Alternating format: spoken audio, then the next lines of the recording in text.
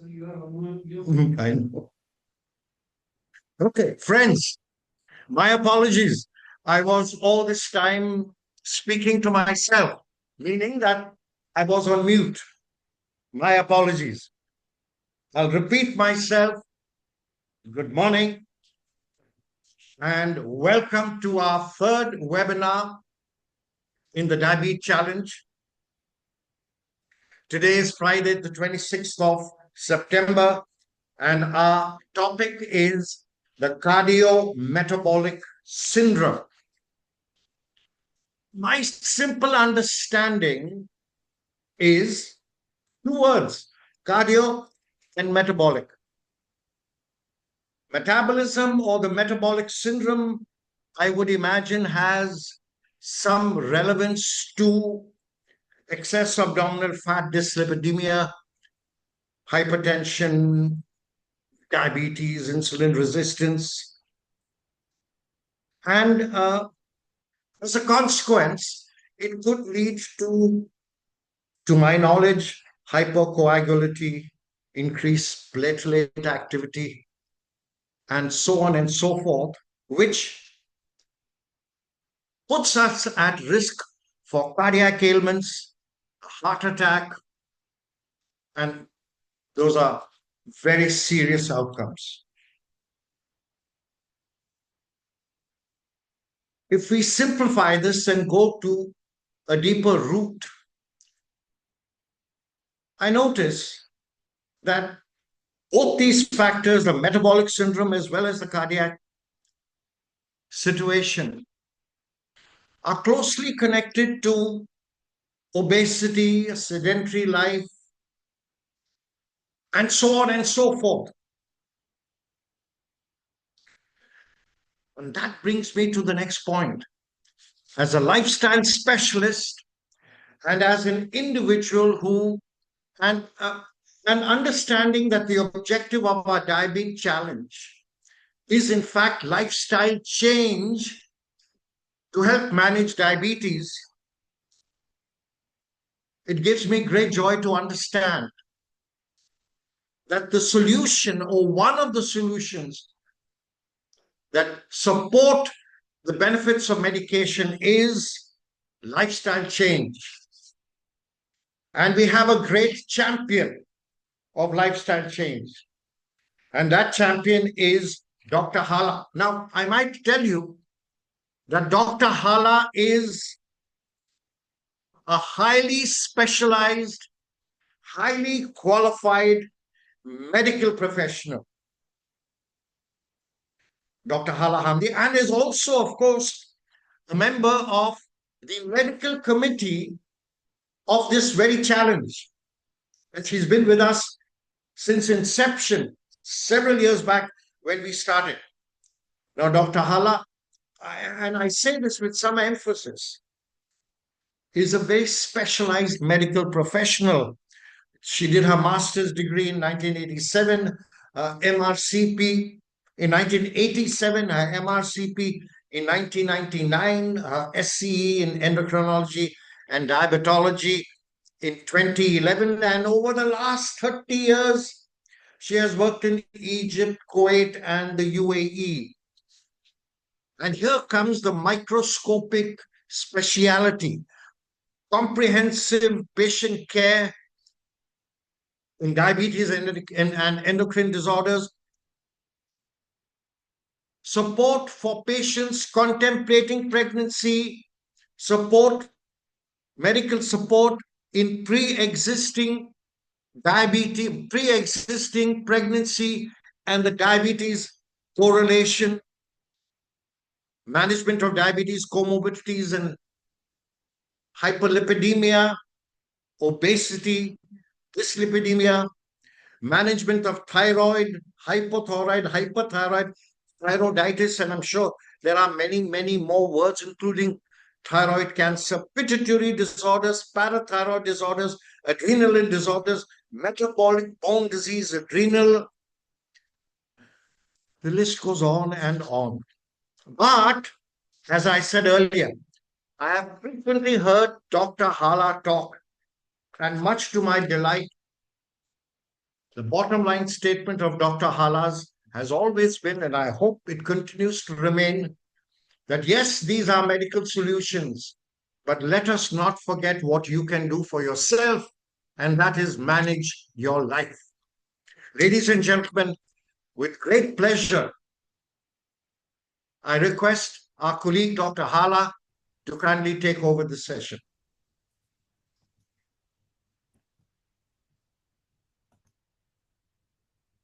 Thank you very much for this introduction, and I hope the talk will be beneficial to our colleagues. I will now share my slides.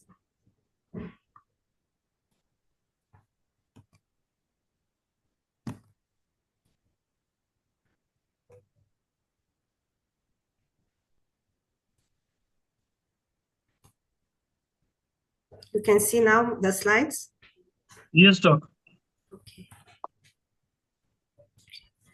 So our talk today is about the cardiometabolic syndrome. So it is a bit complex disorder, and it is a complex interplay of metabolic dysregulation, cardiovascular disease, and diabetes risk factors. It encompasses directly obesity, insulin resistance, dyslipidemia, and hypertension, with obesity triggering the metabolic disturbances. So how we diagnose the metabolic syndrome? First, there is the dysglycemia, where the fasting blood sugar is equal or 100 milligram per deciliter. There is dyslipidemia with triglycerides more than 150, or the high density lipoproteins, which is the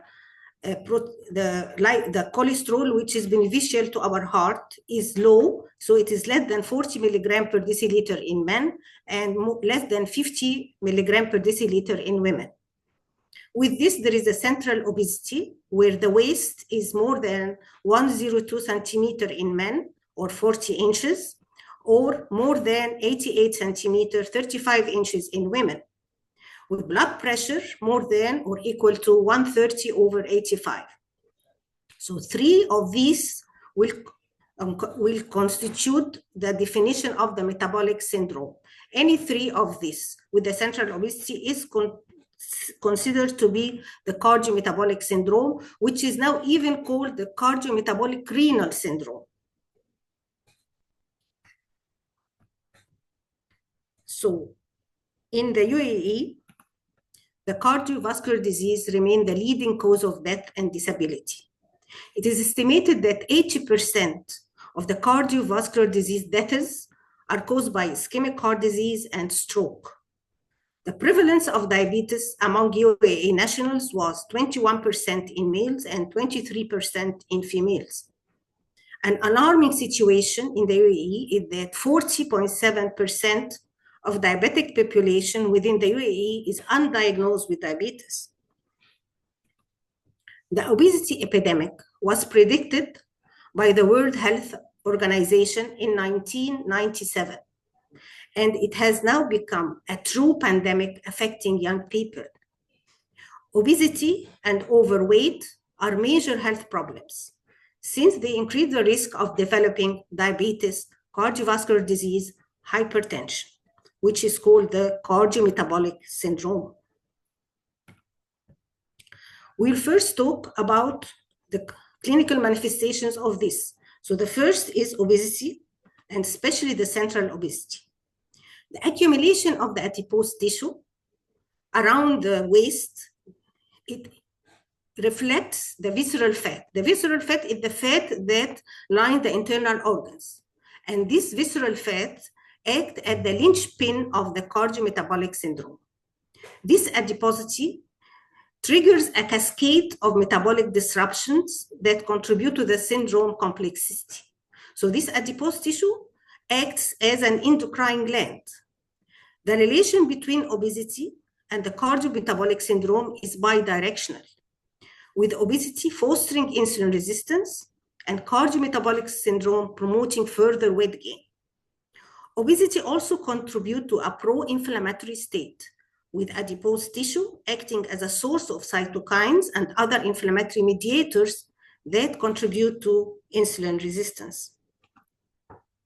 And as we see in this diagram, as the waist circumference is increasing, the incidence of cardiovascular death, the myocardial infarction, and even all-cause deaths are increased. Obesity can lead to dyslipidemia by disrupting the balance between adipokines, hormones secreted by the adipose tissue, and the lipoprotein metabolism. So insulin resistance. Insulin resistance is a condition in which the body cannot use insulin properly. Insulin is a hormone. It is secreted from the pancreas and helps to move the blood sugar into the cells where it is used for energy. So an insulin resistance can lead to high blood sugar level, and it's closely linked to overweight and obesity. So as we see here, the adipose tissue secreting cytokines and inflammatory markers as alpha, tumor necrosis alpha, the interleukin 6, and in the same time, it decreases the adiponectin. This adipose tissue inflammation will increase the free fatty acids and acting on the skeletal muscle in the liver and leading to the insulin resistance increasing.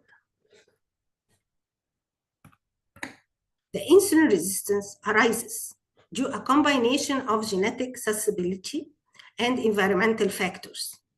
Adipose tissue dysfunction, as well as the chronic inflammation, contribute to the development of the insulin resistance.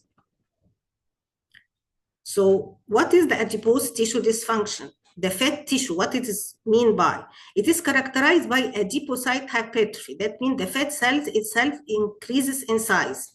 So it increases the release of the free fatty acids and alters the secretion of adipokines. These changes contribute to insulin resistance by impairing the insulin signaling pathway in the target tissue. So the insulin cannot go to its pathway to perform its function. It is closely linked to dyslipidemia and oxidative stress, which further amplify the pro-inflammatory state. So here in the normal and no obesity, the lean tissue, they increase different inflammatory markers than the obese tissue. In the obese tissue, the pro-inflammatory profiles is different, increases the interleukin factor, tumor necrosis factor, and leading to metabolic dysfunction, severe hypoxia, and adipocyte necrosis. While the anti-inflammatory profile in the lean people, they have normal metabolic function, normal vascularization, and no necrosis or death of the cells. So dyslipidemia, the second characteristic of the metabolic syndrome. The delicate balance of lipids is disrupted in the cardiometabolic syndrome, leads to elevated triglycerides, reduced level of the high-density lipoprotein, and often elevated levels of low-density lipoprotein. Dyslipidemia in the cardiometabolic syndrome is characterized by increase of the small, dense, low-density lipoprotein. And this low-dense is more atherogenic and causing endothelial dysfunction than the larger ones. So this dyslipidemia profile is exacerbated by the insulin resistance and the obesity, which lead to endothelial dysfunction and atherosclerosis. Atherosclerosis in all the vessels, affecting the heart and the brain. And this comes the problems later on. Then we have the hypertension. Hypertension, elevated blood pressure.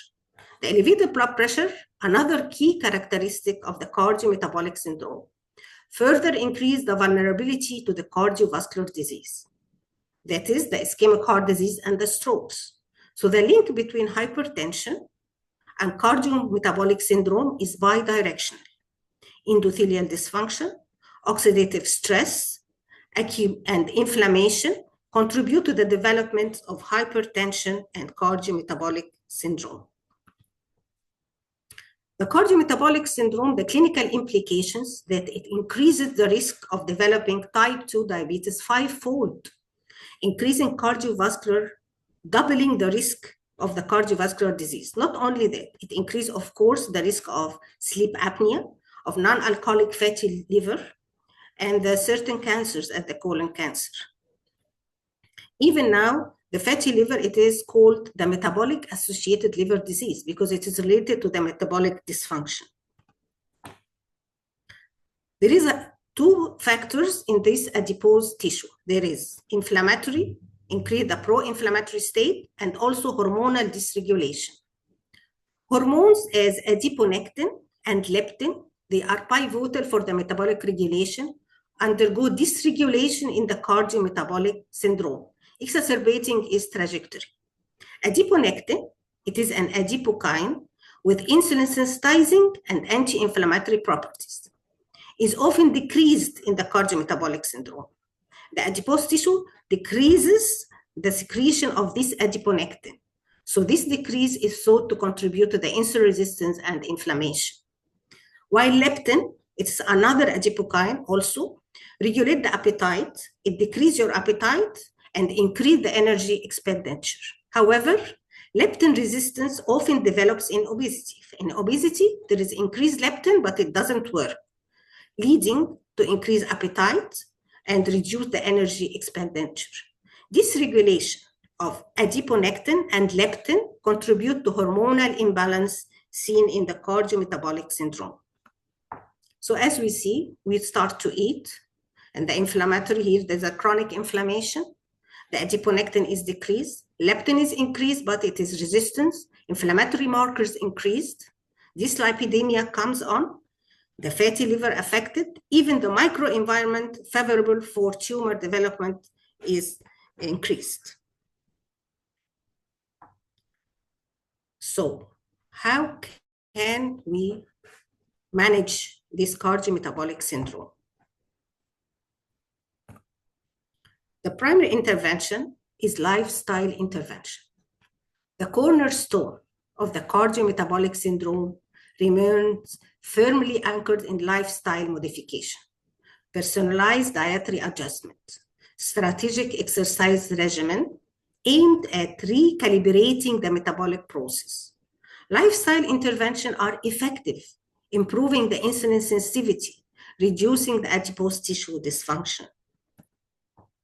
Weight loss of 5 to 10% of your body weight in overweight obese individuals will significantly enhance the insulin sensitivity, lower plasma insulin concentrations, and improve the manifestations of metabolic syndrome.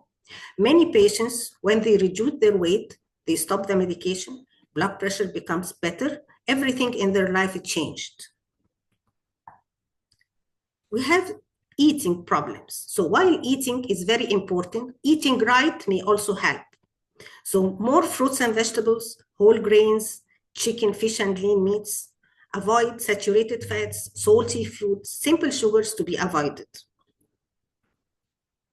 And we know the plate, the healthy plate, is half of it is leafy vegetables and proteins and the carbs. Eat brown rice, sweet potato, high complex carbs is very effective. Also, the way of cooking the food is very important. Avoid deep frying, always grilled or steamed is better. An increase in physical activity is of considerable utility and provides two benefits. At the simplest level, any increase in energy expenditure will help insulin-resistant individuals maintain or lose weight. Additionally, it will also enhance the insulin sensitivity directly with a minimum of 30 to 40 minutes of aerobic exercise 4 times weekly. Regular exercise, apart from increasing the insulin sensitivity, also decreases the triglyceride levels and reduce the morbidity and the mortality. Make increased activity a habit that you will enjoy. Park farther away from stores or work, so you will walk more. Take the stairs instead of the elevator. Try dancing, walking, swimming, or riding a bicycle. Exercise with a friend. This will help you stay motivated. But what others we can do? The secondary intervention in people for whom lifestyle change is not enough. Those considered to be high risk for cardiovascular disease, and given the difficulty and limits of efficacy of lifestyle changes in many individuals, drug therapy may be required to treat the cardiometabolic syndrome. It is currently necessary to treat the individual components of the syndrome. For atherosclerotic dyslipidemia, the primary aims of therapy are to lower the triglycerides, raise the high-density lipoprotein, and reduce the low-density lipoprotein levels. The lowering of the triglycerides would lower the ApoB and non-HDL cholesterol levels as well. Available options to achieve the above aims include the use of fibrates, statins, or combination of both. In resistant cases, the use of the PCSK2 inhibitors can be used. Elevated blood pressure. The optimal management of hypertension in the cardiometabolic syndrome through aggressive management may, in addition, help improve the cholesterol levels and insulin sensitivity.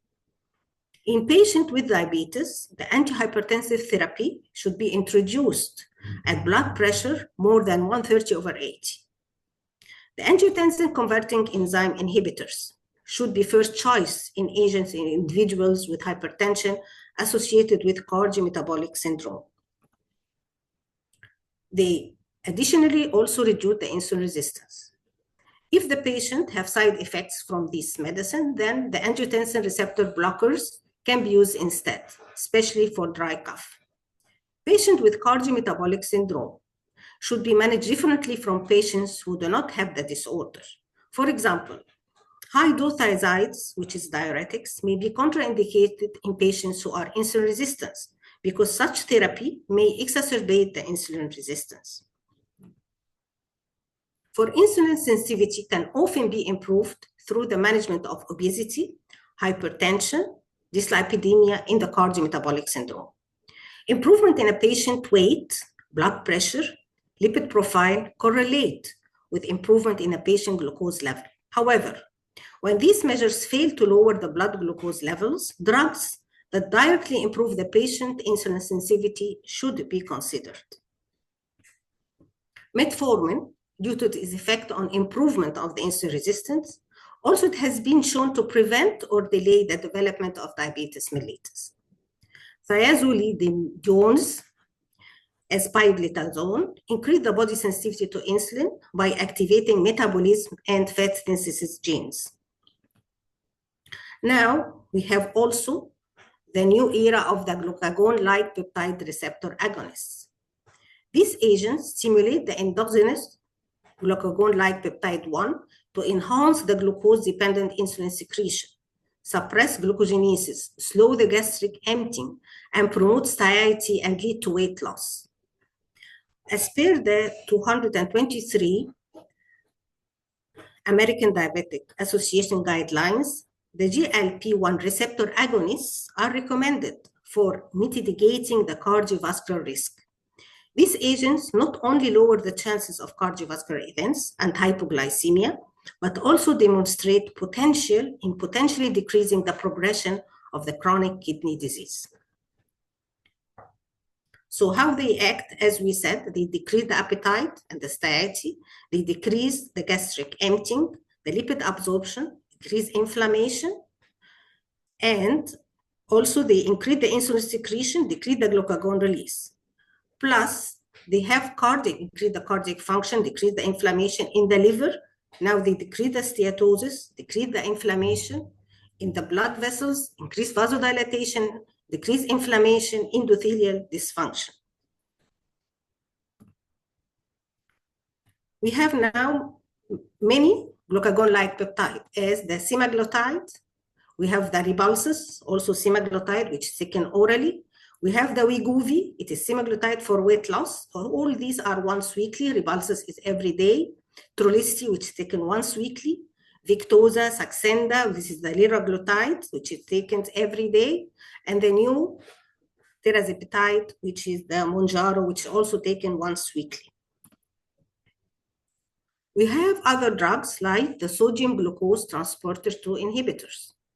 They have become a cornerstone treatment of cardiometabolic syndrome due to their multifaceted benefits, initially developed to improve glycemic control in type 2 diabetes. These agents provide cardiovascular and renal protective effect, regardless of baseline glycemic status. So even if the patient is not diabetic and the patient has a problem in the kidney, albuminuria or any other problems, or have a cardiovascular problems like myocardial infarction, ischemic heart disease, this medicine is now used for this indication. Also, if the patient has heart failure, they can use this medicine. Sodium glucose transporter 2 inhibitors reduce the glucose reabsorption, so result in glucosuria, the sugar passes in the urine, and caloric loss, which leads to weight loss. There are many studies on the role of the EMPA and the DAPA. They found that they have a reduction, the risk of primary outcome of the heart failure, the cardiovascular death, they decrease the incidence, they decrease the heart failure patients, and also reduce the risk of primary outcome of the kidney disease. They decrease the albuminuria and stage kidney disease. They decrease the glomerular filtration rate and a sustained decrease in the from the baseline of deaths from renal causes or the deaths from the cardiovascular causes. So these are very important medicine which we are using now to combat the cardiometabolic syndrome. A new medicine, which is called the angioreceptor inhibitor, neprilysin inhibitor, it shows potential benefit for cardiometabolic syndrome components like high blood pressure and diabetic nephropathy. This is the trade name is the Entresto. And these with the sodium glucose transporter inhibitor have emerged as transformative agents producing substantial cardiovascular, metabolic, and renal benefits. Then we have the novel mineralocorticosteroid receptor antagonist, such as the finerenone.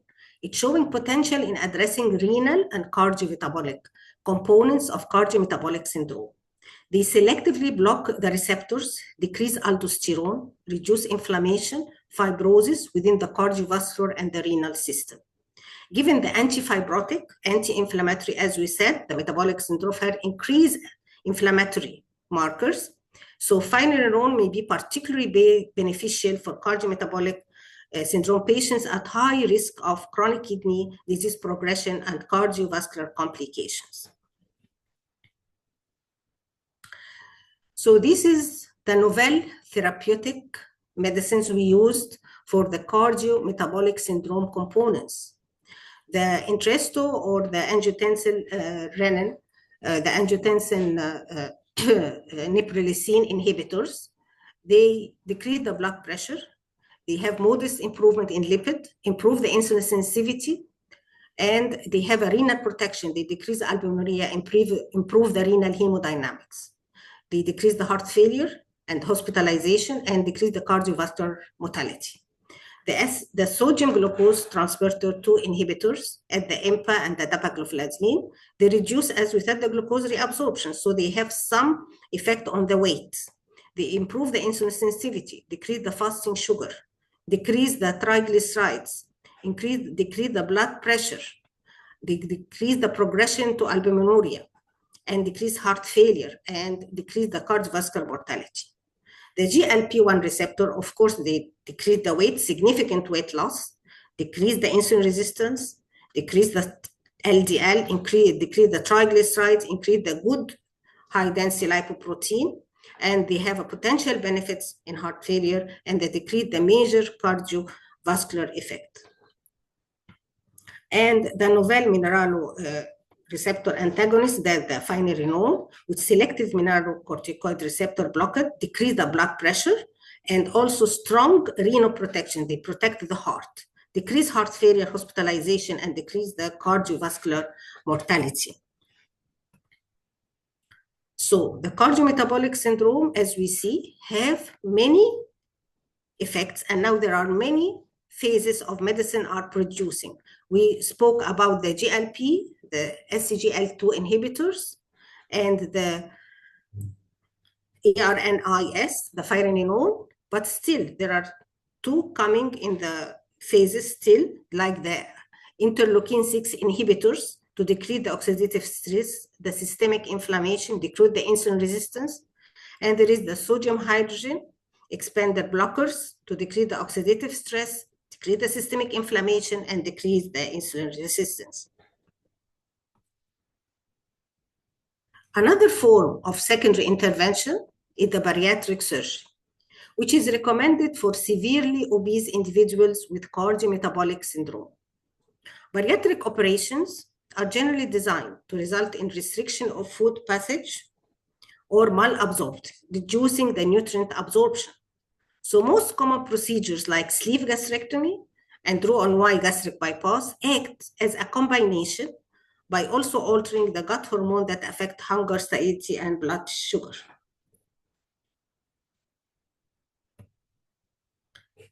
So our conclusion, the management of the cardiometabolic syndrome require careful assessment of the prevalent risk factors in each individual and subsequent targeted treatment of the identified factors. Treatment targeted as lifestyle modifications remain the primary therapeutic goal. Where there are other confounding factors, additional pharmacotherapy may be needed. It is imperative that early and intensive therapy is instituted in order to prevent the severe complications of this syndrome. Thank you.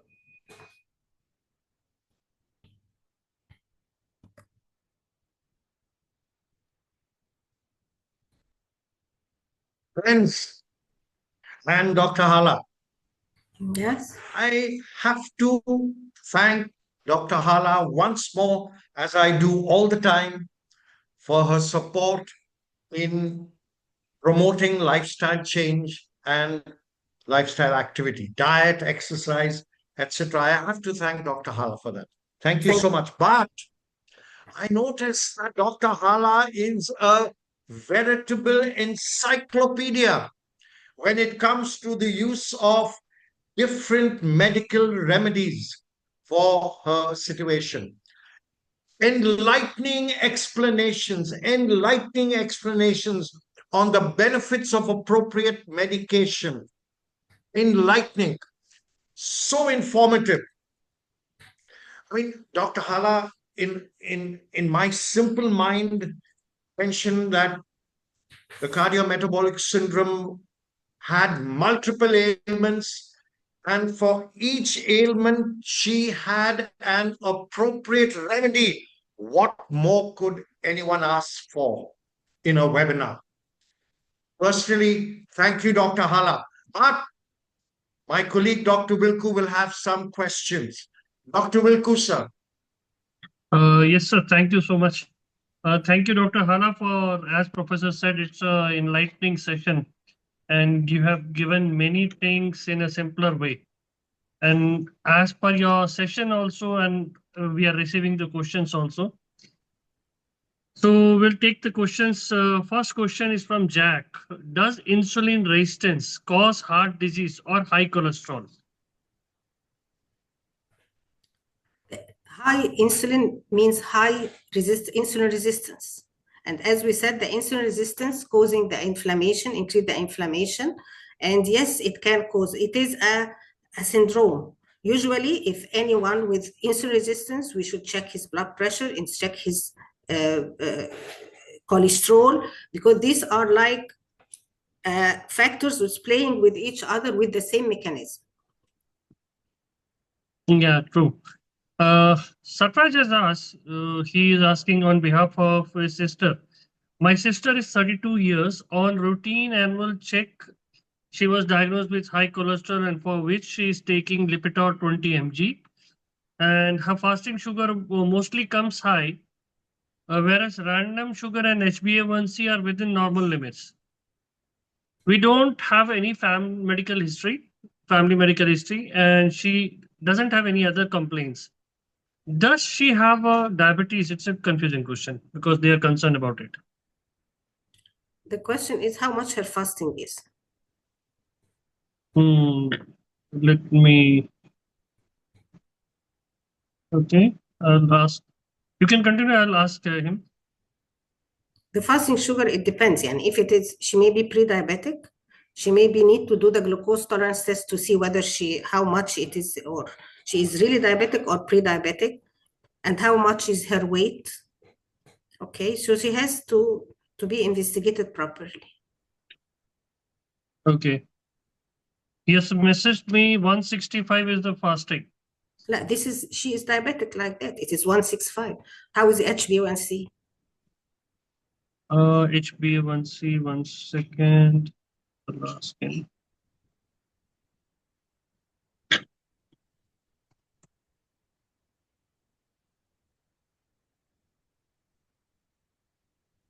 Yeah, 5.5.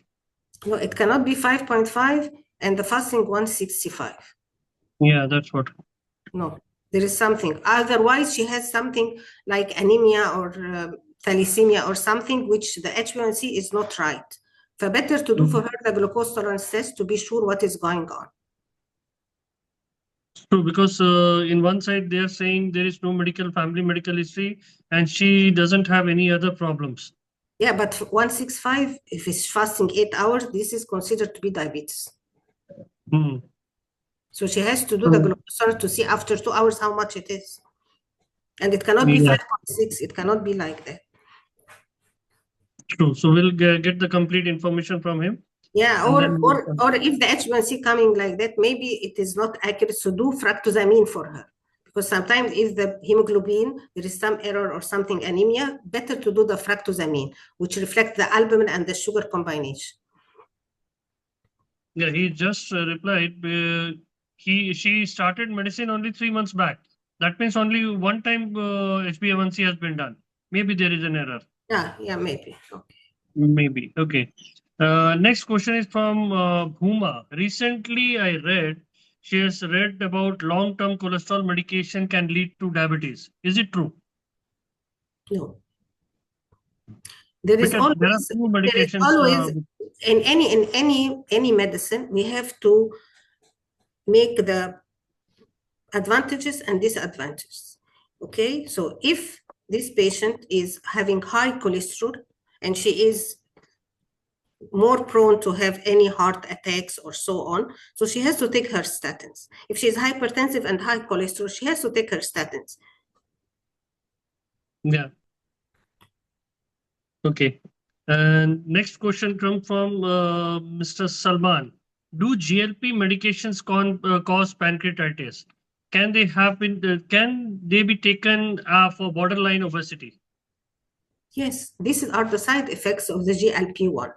Yes, they can cause pancreatitis. And because of that, we always instruct the patients when they take these medicines to, if they have severe abdominal pain, if they have vomiting, they have to stop and come to the hospital. Yeah, there are these side effects, especially if the patient is drinking much alcohol and already the pancreas. And we usually take a history. If he has a previous history of pancreatitis, we don't prescribe it for him. Yeah. GLP have to be under supervision and by professionals. Yes. Okay. Next, Mr. Mehra is asking, once I was detected with high random sugar, I was given glucophage 500 once a day for 3 months. My HbA1c is 5.5. I don't have any other problems. Do I have to continue medicine? I think this is a similar question as Sarfraz has asked. Random blood sugar, we cannot depend on the random blood sugar.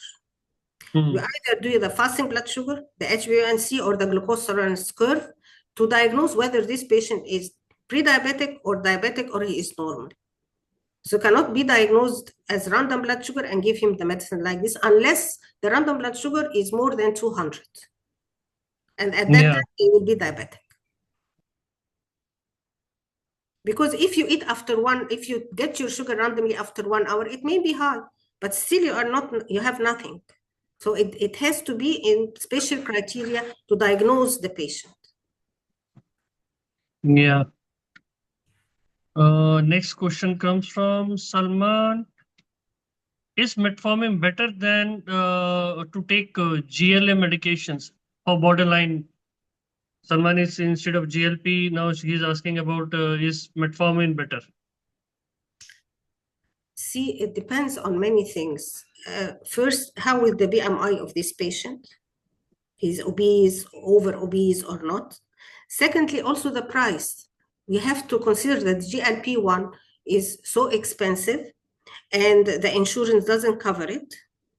We cannot prescribe it for everyone.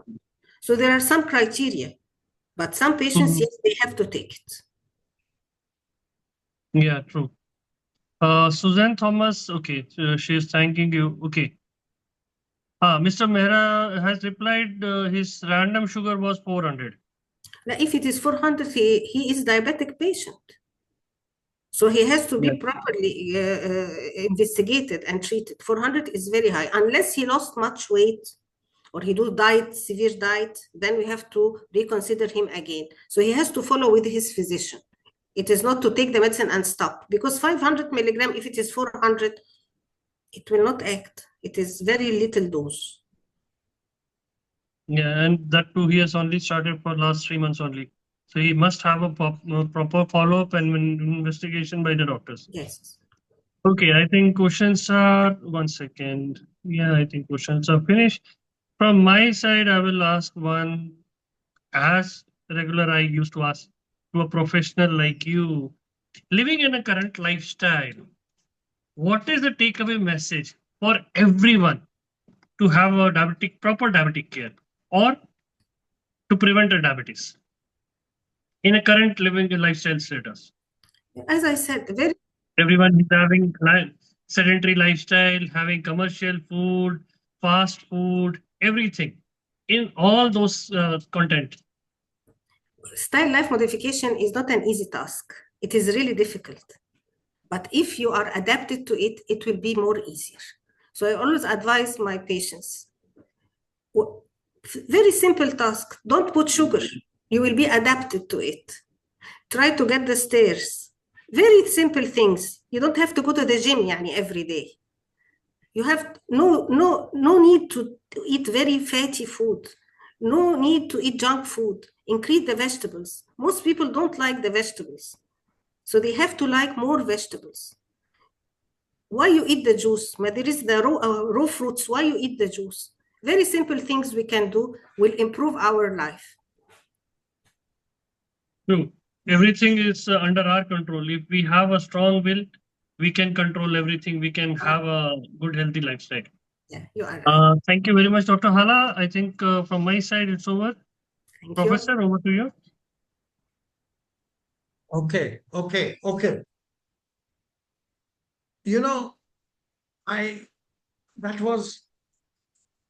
That was so many things. It was Dr. Hala's answers were brilliant. She was at one time a scientist, a detective.